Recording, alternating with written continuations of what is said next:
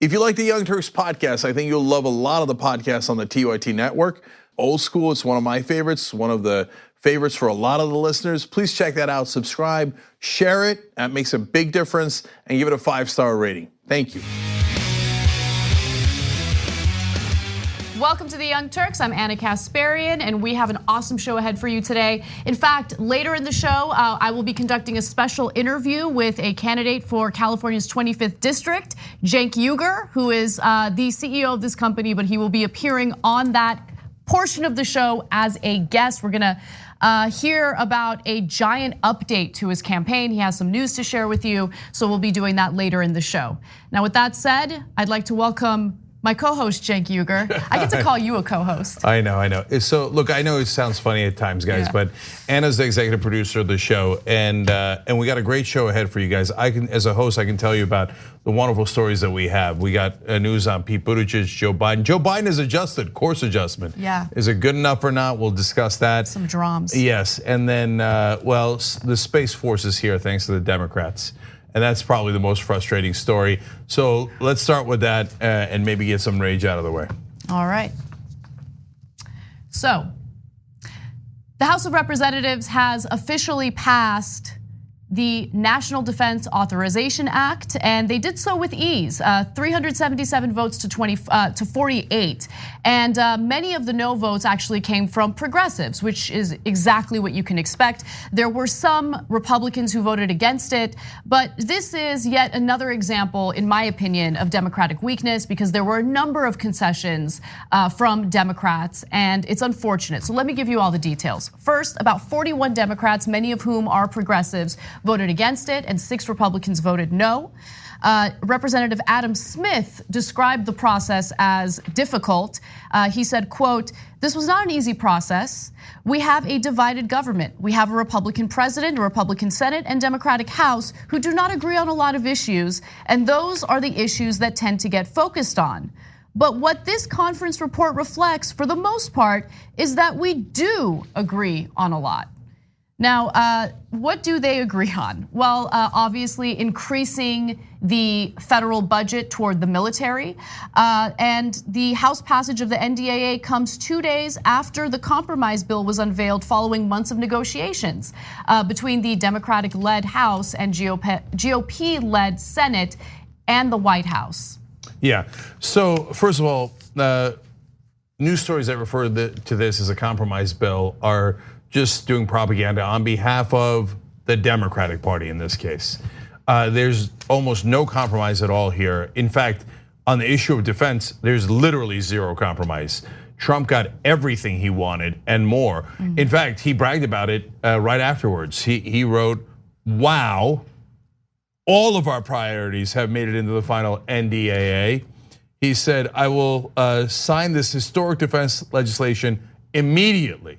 So Trump is over the moon, maybe out of Space Force, saying, "Yeah, I can't believe the Democrats gave me everything in the middle of impeaching me. It's unbelievable."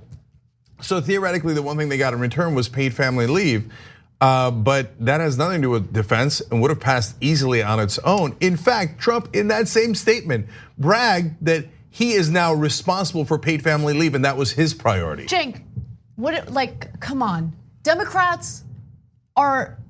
Look, the Democrats who agreed to this, Democratic leadership, which of course agreed to the ridiculous trade deal by Donald Trump, like they do not understand political strategy, they don't understand political optics, they don't understand political theater, they don't understand anything.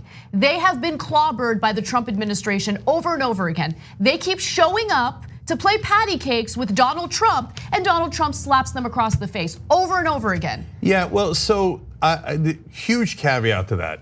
So if they're really trying to win, they have a curious way of showing it.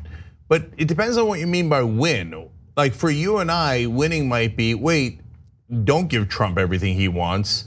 And we need a Defense Department, we need it to be strong, but do we really need to add $120 billion on top of what we were spending just a couple of years ago during the Obama administration? And how about any compromise at all on any of our issues? No, but for wins for a lot of the Democratic politicians are, what do you mean?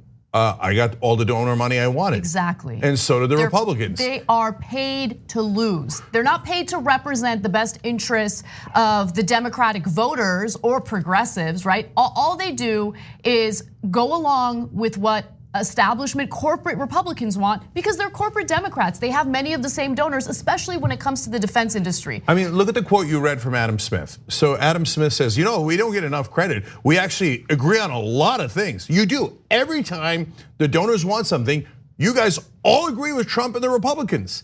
So he's actually telling the truth about that. But the part they're not telling the truth about is when they run elections and we're gonna do resistance. When Trump asks for something, we're gonna give him $120 billion extra, right? I mean, Jesus Christ. So look, anybody who doesn't cover the core of why these bills get passed and in these outrageous ways is not doing their job as a political analyst, because you're missing the whole story. The whole reason this bill passes in a way that appears inexplicable to everyone else is because of the money, Lebowski. It's the money. So I want to go to all the different things Democrats pretended to care about but didn't fight for, right? Because remember, Democrats control the House. So if they wanted to hold this military funding bill hostage until they got what they demanded, they could have done that easily, but they refused to do it. So every time, I just want to note, every time establishment Democrats pretend to care about social issues like the transgender community or DACA recipients, just understand that they're being disingenuous about it, okay? So let me tell you what they gave up on. The main stumbling blocks were provisions related to Trump's border wall. The original House bill would have blocked Trump from dipping into Pentagon funds for the wall after he tapped $6.1 billion from the department for his signature project. Ultimately, negotiators, meaning establishment Democrats, decided to leave out wall-related provisions, kicking the issue to the ongoing appropriations process. So we'll see how that plays out. Okay, let me give you more. But understand that that is not something we won on. The original bill had a provision that blocked spending on the wall. The Democrats, in another concession to Trump, took out that block. Yes. And now it's going to be debated later. Let me give you more. The final bill also dropped a slew of other Democratic priorities that were in the House bill, including language to reverse Trump's transgender military ban, block Trump from taking military action against Iran, and all US support for the Saudi-led war in Yemen, force the cleanup of cancer-linked forever chemicals, block the deployment of the low-yield nuclear warhead, and ban new transfers to the Guantanamo Bay Detention Center. They got nothing. Democrats who control the House didn't even really put up a fight, okay? 100%. In fact, Adam Smith then later went on to say that these are Orwellian, and Ro Khanna literally called it Orwellian. Smith said, this is the most progressive defense bill in the history of the country. Oh, come on, man. I mean, that is alternative facts. That's pulling a Trump to take everything Trump wanted. And how do I know that? Trump right afterwards said, oh my God, I got everything I wanted. It's stunning, right? And calling that the most progressive bill? No, you're the worst. It's totally, utterly unbearable. So I want to also give credit to the strong progressives who voted no. As I mentioned earlier, Ro Khanna is one of the progressives, a Justice Democrat, who said, no, I'm not going to vote in favor of this.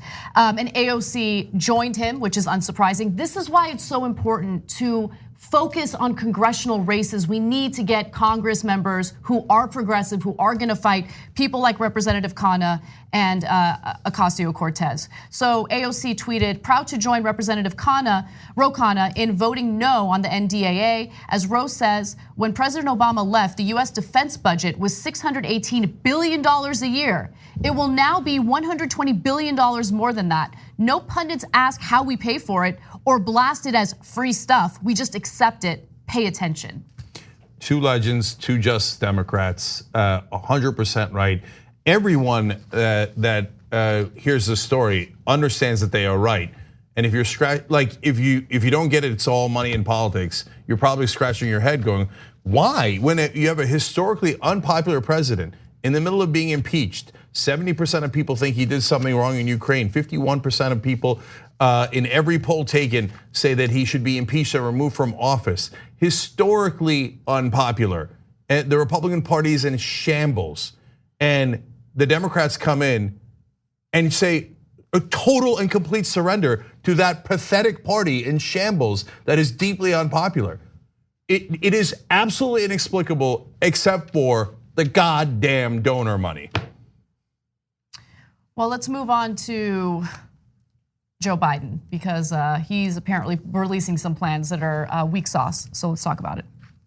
Joe Biden has released his plan for immigration reform. And as you can expect, as someone who is centering himself as a moderate Democrat, he is not going as far as, let's say, Bernie Sanders when it comes to reforming immigration. So what does his plan include? According to the New York Times, Biden would roll back Trump administration immigration policies, including its practice of forcing migrant families to wait in dangerous areas of Mexico for the duration of their immigration cases and limiting the number of asylum seekers who can apply for protection at entry points along the border. Now, this isn't a bad thing. This is just the bare minimum. Rolling back what Trump has done is not really something to applaud. It's just something that should be expected. What else would Biden do? Well, Biden would also reinstate the Deferred Action for Childhood Arrivals, or DACA, which Trump has moved to end. So far, he would reverse everything that Trump has done related to immigration. He also vows to end a slew of Trump's toughest anti-immigrant policies, the public charge rule, making it more difficult for low-income immigrants to enter and settle in the United States. By the way, a federal judge has recently blocked that public charge rule by Trump. So we'll see how that goes. I'm sure the Trump administration will appeal that ruling. Biden's travel ban on, Biden would also reverse Trump's travel ban on individuals from 7 countries he deems to be a national security threat, and restrictions on asylum, including the migrant protection protocols under which Trump has sent tens of thousands of migrants back to Mexico to wait for their court hearings in the United States. So again, so far he would just reverse what Trump has done, which is the bare minimum. But he would also, to his credit, increase the number of refugees that the United States would be willing to take in. Biden would set the annual cap on refugees admitted to the United States at 125,000, far more the limit of the 18,000 by the Trump administration. But let's also keep in mind that there have been other candidates who have offered more refugees into the country. So he's not as progressive as, let's say, Elizabeth Warren or Bernie Sanders when it comes to the refugee program, but at least he would increase the number to 125,000. His plan also calls for doubling the number of immigration judges, which is incredibly important, court staff members and interpreters in an effort to address the immigration court backlog. He would also end the use of for-profit detention centers. So look, there's a lot of things in this plan that are very positive. I really like doubling the immigration judges and other parts of the process because we have a backlog, it's true. Well, the way to work through that backlog is not to ignore the law, but to actually put judges in there to speed up the process. So I like that he's being thoughtful about that. The ending of using for-profit detention centers, wonderful, exactly right. So if he'd come out with this plan first, I would say, hey, kudos, because Biden recognizes they made some mistakes in the Obama administration, and when it's going to be his administration, he's going to do it differently. But here comes the giant but.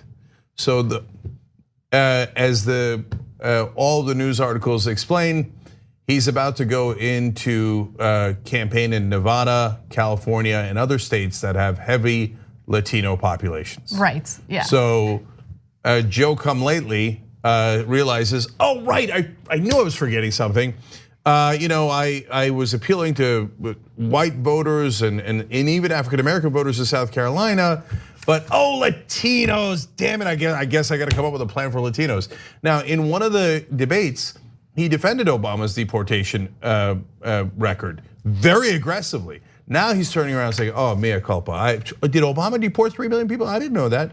So it comes across as significantly disingenuous. It comes across as disingenuous, not only for the reasons that you outlined, but there was a video featuring Biden responding to an immigration activist that went viral. And I just want to remind you of what that looked like. Take a look. Over those 8 years, there were 3 million people that were deported and separated from their families. Yeah. We had this classification of families. Well, you should vote for Trump. Families. You should vote for Trump. No, I'm not gonna do that. But I want to make sure that immigrant families and people like Sylvia are not afraid. And you have the power as a candidate to actually commit to stop all deportations from day one through executive action, and we want to hear you say that. I will not stop all deportations if you commit a crime that's a felony. So in that video, he just famously said, vote for Trump, vote for Trump. Like if you're not happy with it, vote for Trump, which is incredibly dismissive when this activist, Carlos Rojas, has a legitimate concern about what's happening to migrants right now. That just happened. That happened, what, about 10 days ago or so? So in 10 days, you went from when he challenged Obama-Biden's record of deporting 3 million people, you went, I don't care, vote for Trump, and you turned your back on him, right?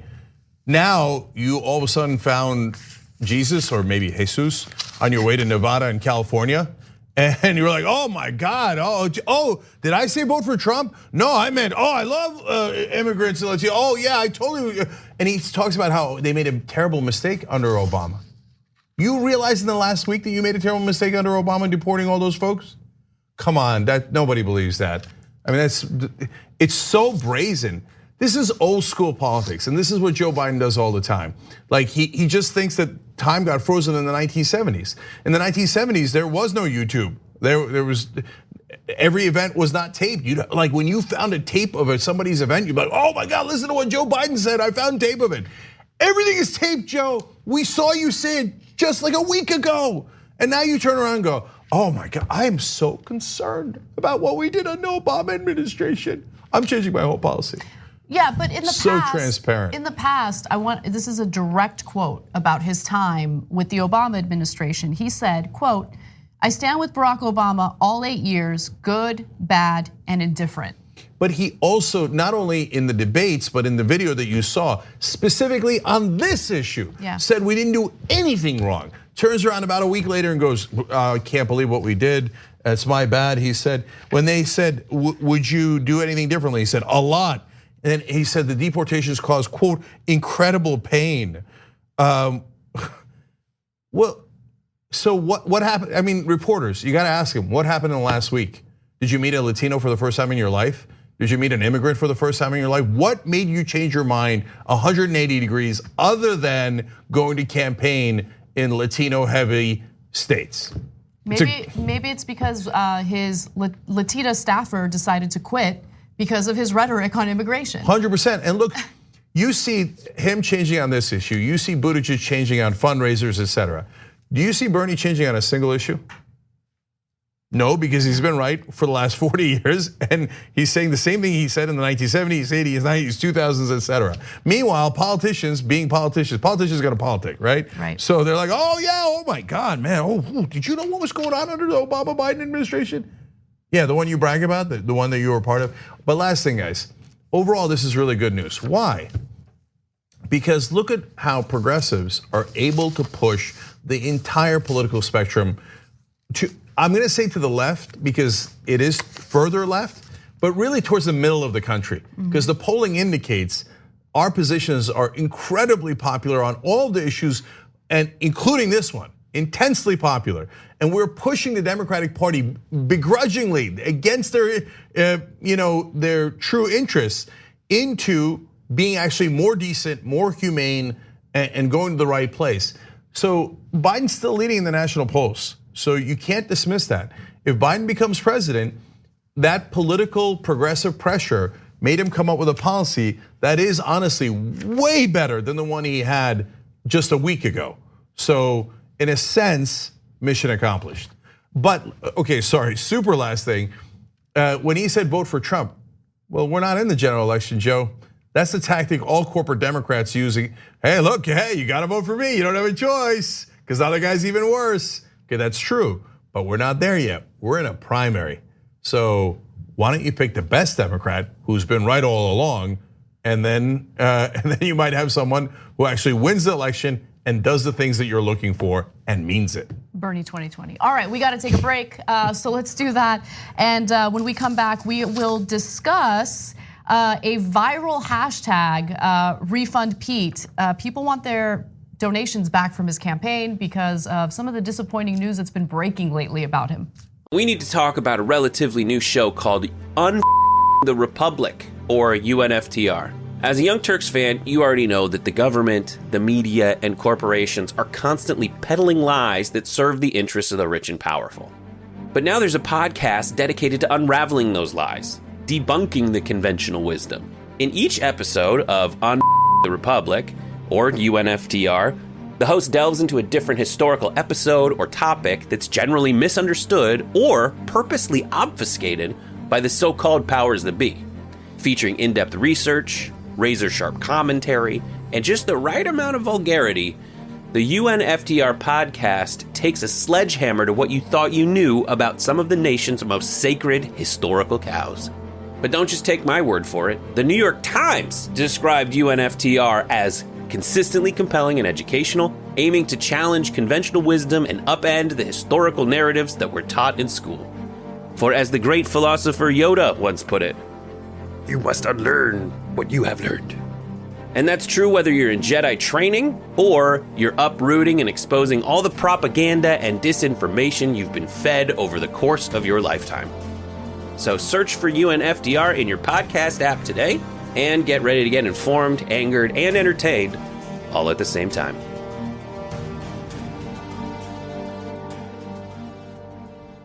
We'll be right back. All right, back in the Young Turks, so many comments here. So I'll do the best I can. Chipmunk PDX in the member section says, corporate Democrats are not dumb and don't have bad strategy. They're playing for the same team as the Republicans. These quote unquote bad strategies are on purpose. Persine says, Anna, you just made a fantastic argument why we need aggressive progressive as House Speaker, not Pelosi. They always get what they want when it comes to military spending and conservative social policies. That's right. Nipple Pierce Jenkins Skinny Jeans writes in.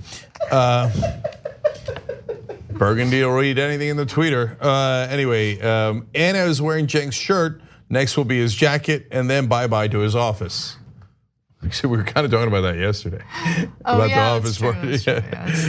Okay. James Williams Jr. in YouTube Super Chat says, I'm done. This is too much. If a progressive does not win, I'm not voting for a moderate. Well, look, context matters, okay? I've said this a million times.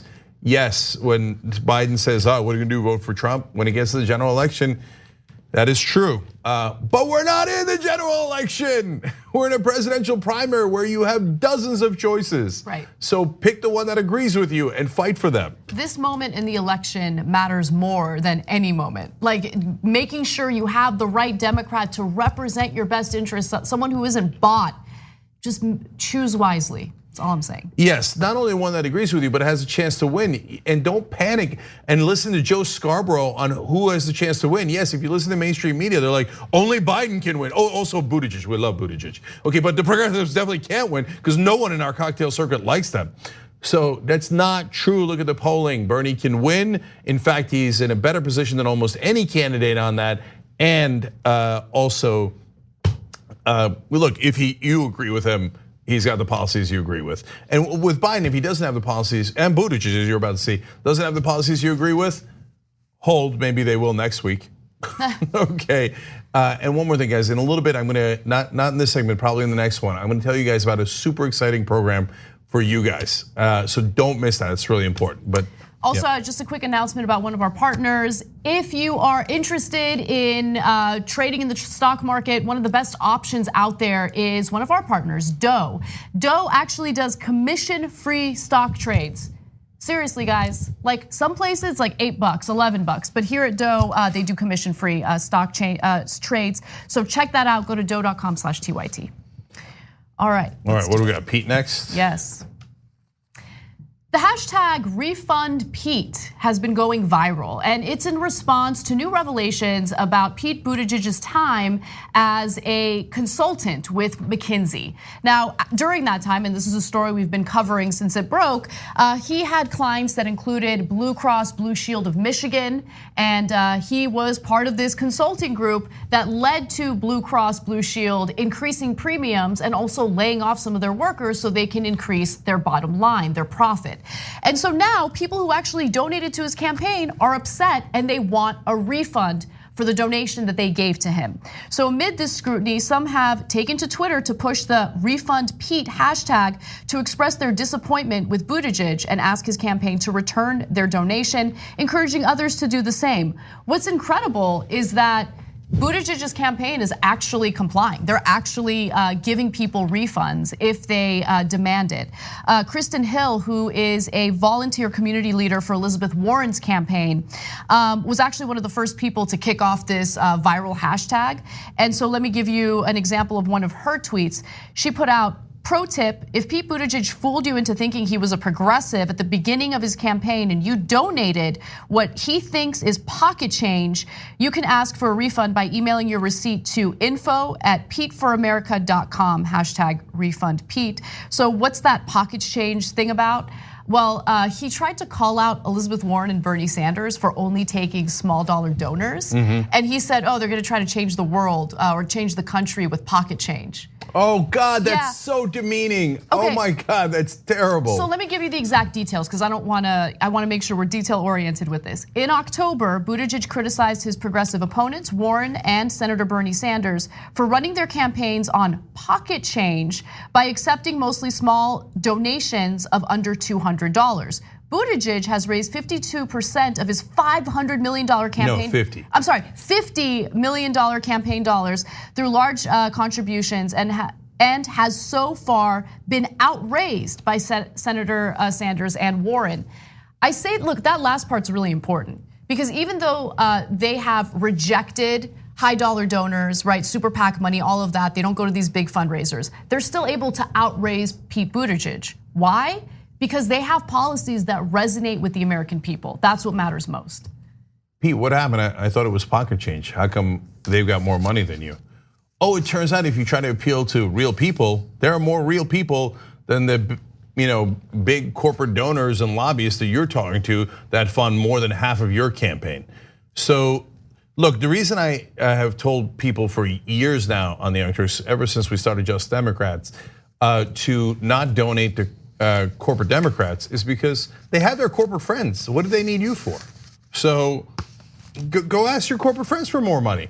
Go ask the lobbyists for more money. That's the decision you made. That's the road you travel down. So if you're a progressive, save your pocket change, as he calls it. It's not pocket change to you, right? That a lot of folks that give to Bernie Sanders, they say, hey, look, I just got my check and And a lot of people are literally giving their lunch money, et cetera, because they're so desperate for change. Meanwhile, Pete looks at it and goes, your money means nothing to you. Okay, good, then that's why they're doing Refund Pete. If it doesn't mean anything to you, I guess they'll take it back. So while hashtag #RefundPete is going viral on social media, people who come across him during campaign events have been calling him Wall Street Pete. Here's a quick example. Wall Street Pete! Wall Street Pete! Wall Street Pete! Wall Street Pete! Look, people are paying attention. That's really important. There's a lot to be down about, and as you guys know, I'm down on this show quite a bit because these stories oftentimes are very depressing.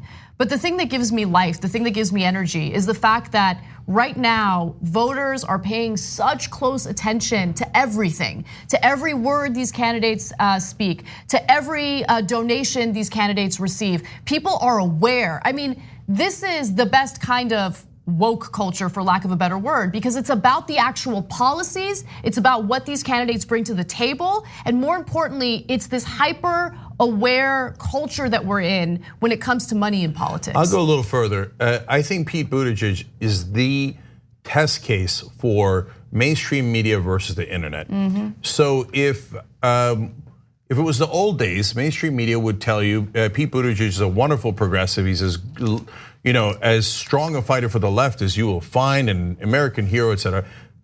It doesn't have to be the old days. That's what they're telling you right now. And for guys like Buttigieg, which is change on the outside, continuity, change on the outside, continuity on the inside. The mainstream press loves that. He's going to protect the status quo, et cetera. So they've almost never written anything critical about him. They've never said anything critical about him on cable news. But it's not the old days. So the internet is now fighting back. So those are real people without gatekeepers going, no, he's taking a lot of Wall Street money. He's Wall Street Pete. He says our money's pocket change. When asked flat out, do you want to get big money out of politics? He said no. Okay, and people can't stand that. So it's not just about Buttigieg. It's actually the internet versus mainstream media. Who's stronger? And so we're gonna find out, because if Pete doesn't get caught, if the mainstream media is as strong as it used to be, they'll just steamroll the internet and they'll tell everybody Pete Buttigieg is a wonderful progressive, et cetera, and then he'll win. Whereas if the internet is stronger, no matter how much the media does a blockade on critique of Pete Buttigieg, no matter how much they overwhelmingly support him, if people find out what Pete Buttigieg is really about, then the internet wins. So this is everything. Yeah. Well, I want to go to another story involving Pete Buttigieg, and it has to do with examples of the media asking him some tough questions and how he struggles, okay? So this is just a video. Because he's not used to it. Right, well, so Pete Buttigieg was recently asked some tough questions on a news show, and I want you to pay close attention to the actual substance or lack of substance in what he says. Take a look. You have talked about a new generation of leadership, and if you became president, you would be the youngest president in history. And yet you don't have a majority of young voters in this country, according to polls. Is there a way in which you're out of touch with your own generation? No, but it is certainly the case that often younger candidates tend to attract more support from older voters. But we are building a coalition that's going to draw voters from every part of this country. Now, certainly you're at 3% and 4% among people under the age of 44 in South Carolina. It's almost as bad as minority voters. What explains that gap? Look, there's going to be a continued process to earn support across the coalition. But it's certainly the case that many of the younger voters are more attracted to, for example, the Sanders campaign definitely has more young voters. I was a big fan of Bernie Sanders when I was 18 years old. It's also the case that we are pulling together a coalition to talk about issues like climate, to act on issues like climate and guns and the economy, that the longer you're planning to be here, the more you have at stake. And young voters have to mobilize in a way that hasn't happened before if we're going to be able to defeat this president. Wow, did you catch that? So why aren't younger voters voting for you? Well, I guess because they're naive. When I was a young 18-year-old, I supported Sanders too. But then I grew up and realized it's all about the money. I need the money. So that's why I went to corporate PACs and lobbyists. And if you were an adult, you would realize how much we have to serve the donors instead of these young people who are so naive and go to Sanders. Okay, nice little dig there. I don't think that's gonna work. It's not gonna get you a lot of younger voters by insulting them and insinuating that they're naive for supporting Sanders as you did when you were younger. That's actually when you were, honestly, we read it yesterday, a more decent person and certainly far more honest. And also, speaking of not honest, he said at the beginning of that answer, well, it's a well-known fact that younger candidates get older voters. Yeah. No, it's not. Yeah. I've never seen that. That's totally made up. Totally made that up. 100% made it up. Where's the data indicating that older voters immediately gravitate to super young candidates? There's no evidence of that whatsoever. I mean, so he straight up lies about it. Then there's a bunch of him saying things that don't mean anything, there's no substance. And then in the very end, yeah, there's a dig toward Bernie Sanders, right? And remember, the thing that he wrote in his essay, this is when he was a high school senior, he wrote an essay that won an award. He mentioned that the most admirable thing about Bernie Sanders, and the whole essay was about Bernie Sanders, was that he was a man of conviction. He was a man who had deeply held values and beliefs, right? I'm paraphrasing, but this is like the gist of it. And he was unwilling to hide what he believed. He was unwilling to avoid calling himself a socialist. He was true to himself and he was honest with the American people. And Buttigieg said that that was courageous, okay? You know what's not courageous? Pandering to centrists and pandering to corporate donors. And that's exactly what he's been doing.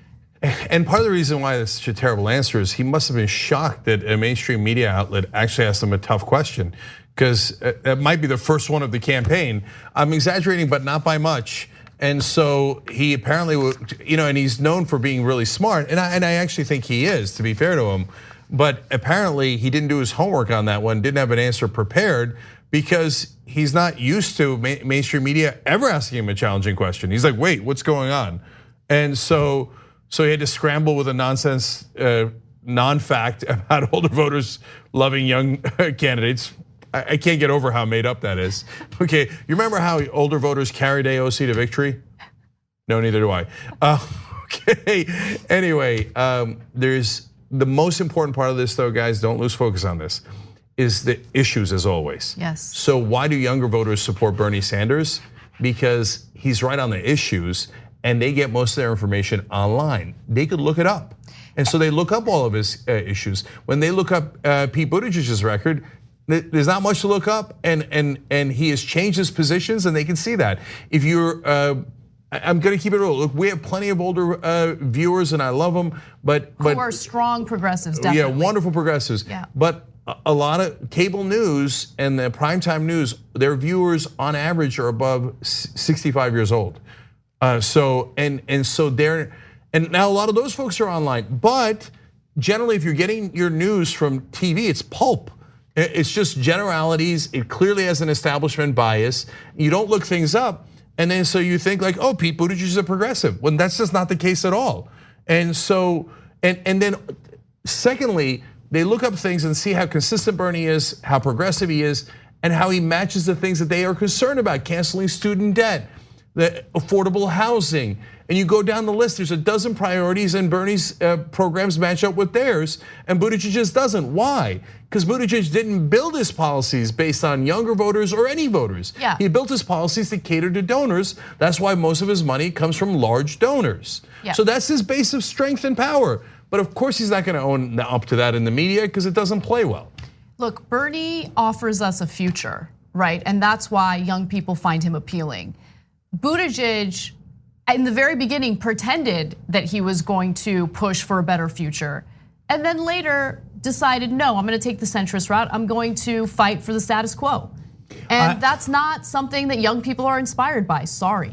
If you tracked our coverage throughout this campaign, in the beginning, we're like, oh, Buttigieg, interesting. Let's see what he's got, right? Because we didn't know anything about him. For all we know, he was a progressive giant.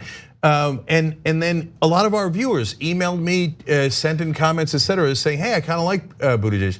And we started to get some doubts. We read his book and we gave you some of the policies, et cetera. And then our investigative reporting team went to South Bend to find out his track record. And I didn't know what they were gonna get. They didn't know what they were gonna get because they hadn't investigated yet. For all they know, they could have gone and found wonderful things. Well, they found a pretty troubling record, especially when it comes to African Americans. So the jury started coming in, and then you guys started emailing us and sending in comments going, nah, I changed my mind. It turns out that guy's not a progressive. Yeah. Okay, so I think he's in the middle of getting caught. And the mainstream media just turned on him a little bit, as in ask him fair, challenging questions that they repeatedly asked Sanders and the others, right? Then he's gonna be in a world of hurt because he can't back it up, no matter how much flowery language he uses. When we come back from the break, Donald Trump decides to go after a teenager because he's jealous that she was on the front page or front cover of a magazine and he wasn't, because he's a child. At TYT, we frequently talk about all the ways that big tech companies are taking control of our online lives, constantly monitoring us and storing and selling our data. But that doesn't mean we have to let them. It's possible to stay anonymous online and hide your data from the prying eyes of big tech. And one of the best ways is with ExpressVPN. ExpressVPN hides your IP address, making your activity more difficult to trace and sell to advertisers. ExpressVPN also encrypts 100% of your network data to protect you from eavesdroppers and cyber criminals. And it's also easy to install. A single mouse click protects all your devices. But listen, guys, this is important. ExpressVPN is rated #1 by CNET and Wired Magazine. So take back control of your life online and secure your data with a top VPN solution available, ExpressVPN. And if you go to expressvpn.com/TYT, you can get 3 extra months for free with this exclusive link just for TYT fans. That's expressvpn.com/TYT. Check it out today. Be back.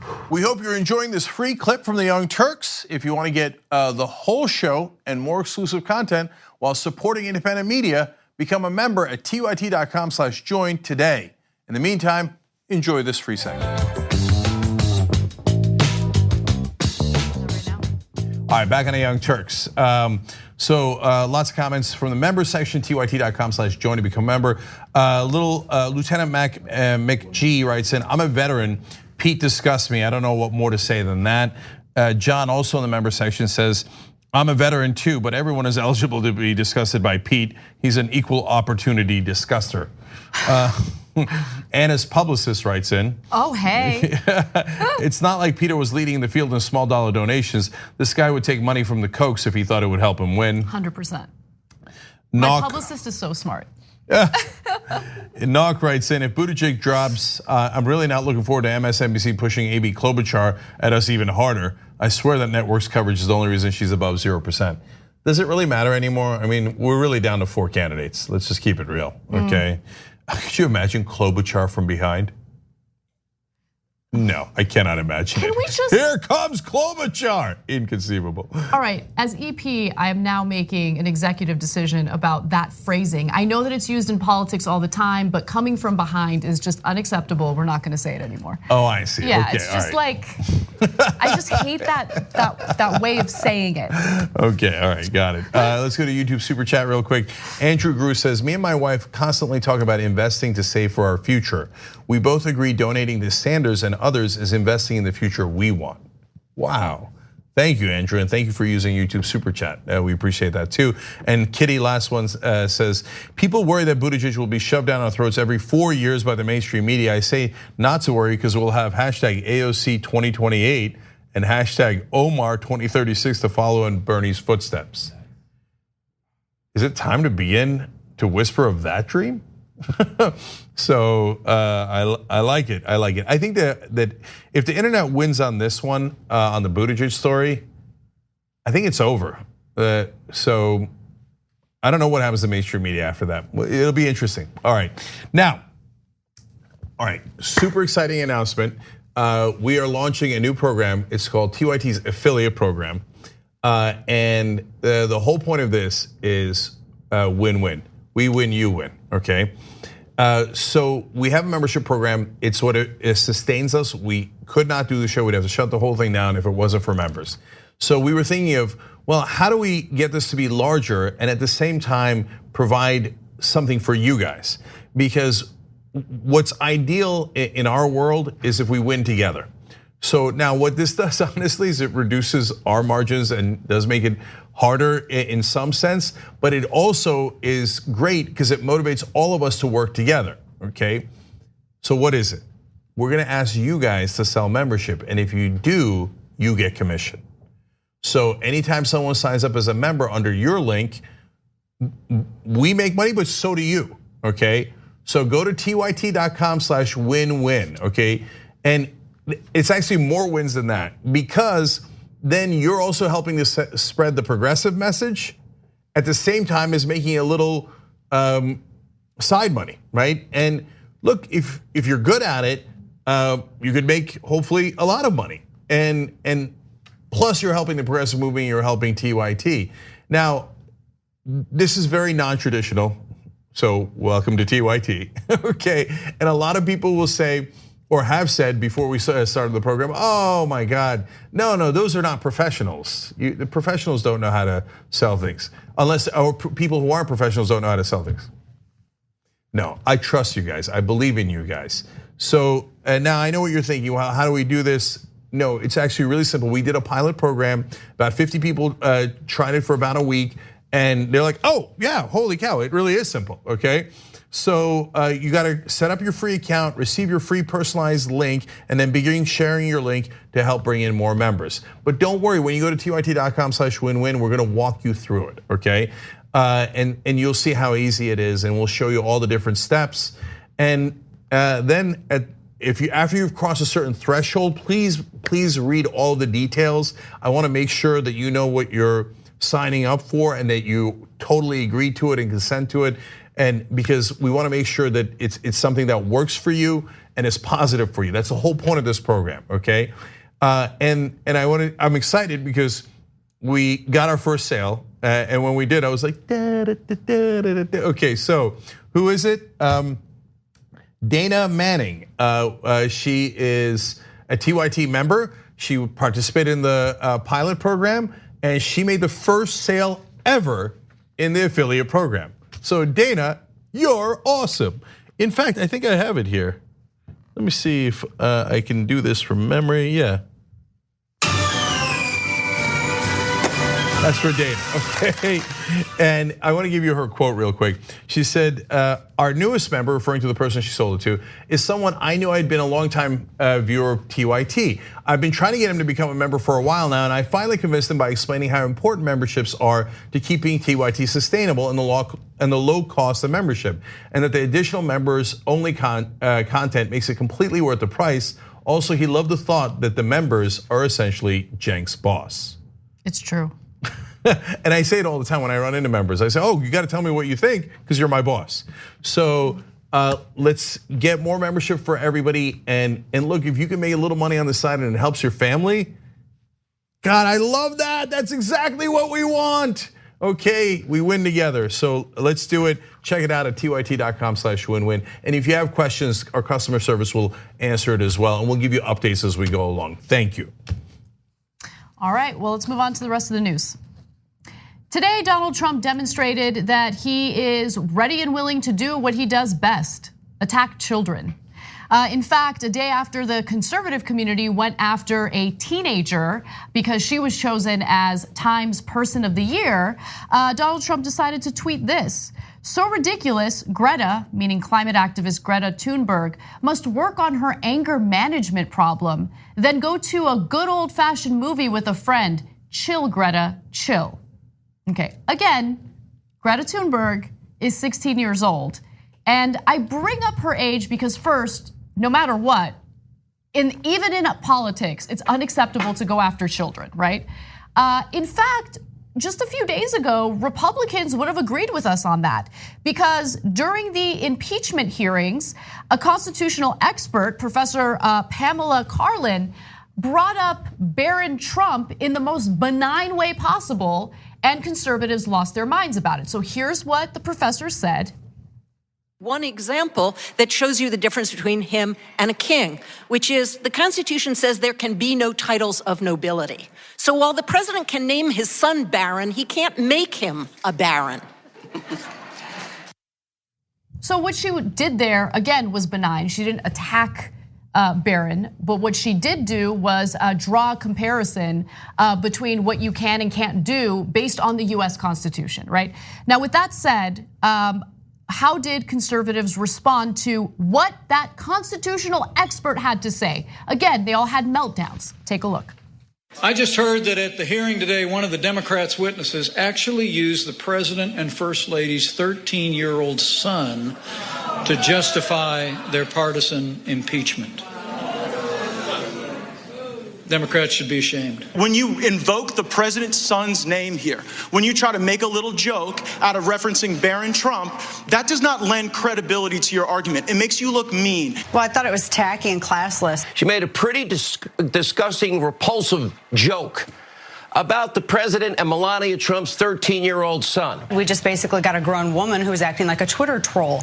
The minor child of the president. A minor child deserves privacy and should be kept out of politics. Pamela Karlan, who must be just an embarrassment to her profession. I thought it was incredibly unbecoming. Pamela Karlan, you should be ashamed of your very angry and obviously biased public pandering and using a child to do it. She did make fun of his name. There's no way that you can spin it otherwise. And it's just, that's the last refuge for people who either lack the capacity intellectually to make a good argument, or they simply just can't make a good argument no matter what they have before them. She just came off as somebody who just had an agenda to get across. And maybe, maybe let's not go after kids. I never like going after a politician's kids, period. Because I think political kids, unless they're out on the front lines, I think they're off limits. I'm the only one at this table that has been a political child. Then, let's maybe not talk about kids, especially minors. Let's keep them let's keep their names out of our mouths. They have no comments about Trump's attacks against Greta Thunberg, by the way. Yeah, I was gonna say, I mean, I'm sure they're all over Fox right now going, I cannot believe Trump said that about a child, a minor, a 16-year-old. Trump is, he's just despicable, it's shameful. No, nothing. Come on, guys, you heard Professor Carlin's comments. It had nothing to do with Barron at all. She was making a wordplay on the word Barron, having nothing to do with the kid. Whereas Donald Trump, that fake outrage is so sickening. Who watches that fake outrage and pretends to go along? Even if you're conservative, you know that outrage was fake. You know that. Isn't that virtue signaling? I mean, that is actual virtue signaling. That's right. And then when you have a situation where my God, the president of the United States is so hurt that a 16-year-old beat him in what he perceives to be a contest, right? Right. That he turns around and he's like, yeah, I'm gonna attack you, Greta. You're so angry, you need to get anger management. Are you kidding me? Look at what you just did. Look at the tweet you just sent. Who needs anger management? And yet the conservatives say absolutely nothing about it. They don't care, they like it. In fact, the conservative commentary I've seen has been in agreement with Donald Trump, and they attack her along with him. Right, so look, again, the difference between what the constitutional experts said about Barron was she didn't insult Barron Trump. In the case of Donald Trump and a large group of conservatives on social media, and I'm talking about public figures, I'm not talking about random MAGA guys, they insult a 16-year-old simply because A, she's a climate activist. Okay, so they disagree with her because they don't believe in evidence or science or protecting the environment. And B, in the case of Trump, he's jealous that he's not on the front cover of Time magazine. It's okay, I heard that he's good with Photoshop. He can go ahead and Photoshop himself on that cover and put it up in one of his resorts. In fact, his campaign put this out. Oh, they're so sad. Oh my God, they're the most pathetic people I've ever seen. Why would you put that out? That's so embarrassing. Like, he's literally crying over the fact that he lost to a 16-year-old for Person of the Year. It's so petty. He's so petty. And no, MAGA guys, that's your alpha male? Wow, holy cow. He got triggered because he lost Person of the Year to a 16-year-old. He's like, she needs anger management, I don't like her. Okay. Absolutely pathetic child, and that's Donald Trump. And by the way, I'm sorry for making fun of a child. That's Donald Trump. Yeah, I mean, his mental age is certainly way lower than 16. Yes, but okay, I want to give you guys Greta Thunberg's response. Thunberg brushed off the commander-in-chief's, oh God, it's so sad, he's commander-in-chief. Oh God, he's president, Jesus, this man-child. She brushed off his attacks by changing her Twitter bio to this: a teenager working on her anger management problem, currently chilling and watching a good old-fashioned movie with a friend. Hashtag be best. Yeah. I mean, his wife's campaign is to stop bullying online. There's no end to this comedy / tragedy. It's so sad. All right, well, let's move on to something very serious. And luckily, there are some conservatives in the country who haven't lost their minds. Chris Wallace, who is notably a conservative on Fox News, has been fair in his coverage of Donald Trump. He criticizes Donald Trump when it's appropriate, and he asks difficult questions when some of Trump's defenders in Congress agree to an interview. Now, he also recently gave a speech at the Museum in DC and talked about the First Amendment violations of Donald Trump every time he attacks the press. Take a look. I believe that President Trump is engaged in the most direct, sustained assault on freedom of the press in our history. He has done everything he can to undercut the media, to try to delegitimize us. And I think his purpose is clear: to raise doubts when we report critically about him and his administration that we can be trusted. Back in 2017, he tweeted something that said far more about him than it did about us. Quote, "The fake news media is not my enemy. It is the enemy of the American people."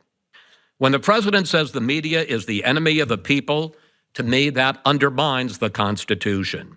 So I do think it is a tremendous threat to our democracy. Let's be honest, the president's attacks have done some damage. A Freedom Forum Institute poll associated here with the Newseum this year found that 29% of Americans, almost a third of all of us, think the First Amendment goes too far. And 77%, 3/4, say that fake news is a serious threat to our democracy. I thought that was a powerful speech, and it's important for a conservative to bring this up. No, Chris Wallace really establishing his reputation here, because the question isn't what happens when things go your direction. It's what do you do under adversity, and when you are have to challenge someone that is on quote unquote on your side, right? And he's passing the test in flying colors. He's very tough on Democrats, but now he's also tough on Republicans and tough on Trump under enormous pressure. Trump has tweeted about him and said his dad should be embarrassed of him, has mocked him in every way, that has turned his audience against him, and that potentially endangers his job, which was, I'm sure, quite lucrative. So that's profile encouraged. You gotta keep it real. And look, he makes a great point about the polling. Jesus, 29% of the country thinking the First Amendment goes too far. They're really doing damage to the core of our Constitution and the idea of America. And let's note for the conservatives that are in that 29%, which I would guess is the overwhelming majority, these are the same guys yelling freedom of speech when it comes to hate speech. When they're talking about race, when they want to be racist, they go PC culture. They say, oh, it's PC culture. I have my First Amendment rights to say racist and bigoted things. And then when you turn around and go, how about criticism of your dear leader? They say, no, I don't believe in the First Amendment. Look, this is why, and it's a little bit of a tangent, but it's related. This is why I want comedians to pay closer attention to what's happening in the country, right? Now, some of them do, but others feel like, oh, all of these violations to freedom of speech comes from the snowflake left, right? And while I grant you that there are people on the left who want to police comedy, and I don't think they should, right? I think that comedy is a form of expression and it shouldn't be censored in any way. You also have to keep in mind that when it comes to the fundamental assault on the First Amendment, it's coming from the right. It's coming from the top. The president of the United States is guilty of that times 100. And so just be focused on who the real threat is. It's not, a few members of the left wing who don't like maybe something that might be perceived as transphobic or racist or whatever. And guys, I want to be super clear about this. That doesn't mean that you can't criticize the press. Of course you can. So that number, the 77% say there's fake news is a serious threat to our democracy. I'm sure that that's a lot of Trump followers. It's probably also the progressives and Democrats who were originally worried about actual fake news that affected the 2016 election, the fake news that helped Donald Trump. He then later adopted that term and flipped it on its head. So that's part of why that number is large. But there's another contingent there that the press should be concerned about, which is that the press does not acknowledge their establishment bias. So they say, no, our perspective is the correct perspective. It is the objective perspective. Anyone who disagrees with us is not objective. And so they do often privilege that perspective to the disadvantage of the populist right and the populist left. And they never, ever acknowledge it.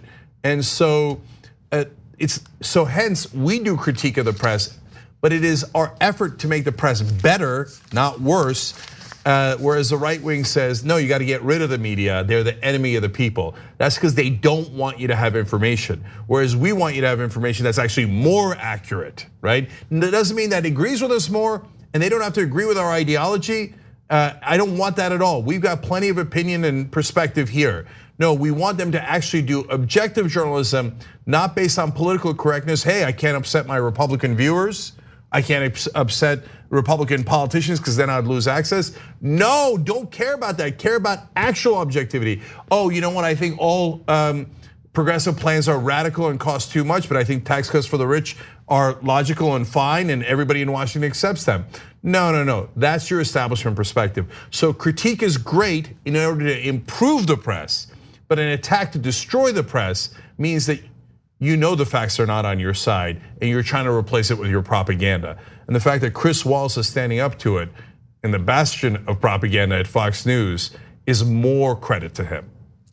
We got to take a break, but when we come back, I will tell you which ladies running for Congress are attempting to become the conservative squad. Oh, this one's hilarious. You're gonna love this. Yes. We'll be right back. Thanks for listening to the full episode of the Young Turks. Support our work, listen ad-free, access members-only bonus content, and more by subscribing to Apple Podcasts at apple.co/TYT. I'm your host, Cenk, and I'll see you soon.